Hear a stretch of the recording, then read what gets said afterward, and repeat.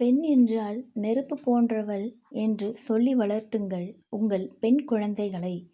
தீயின் குணம் தன்னை நல்ல முறையில் பயன்படுத்துபவர்களுக்கு உதவும்.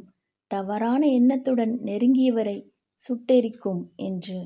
சிறு வயதிலிருந்து நீ பலம் நிறைந்தவள். உன்னால் எதுவும் செய்ய முடியும்.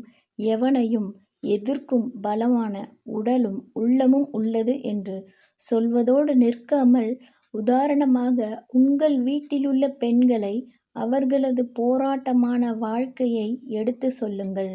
உன்னை பெற்ற நானும், என்னை பெற்றவளும், அவளை பெற்றவளும் எவ்வளவு வேதனைகளை சாதனைகளாக மாற்றியவர்கள் என்று. இவையெல்லாமும் ஆண் குழந்தைகளுக்கும் சொல்லுங்கள்.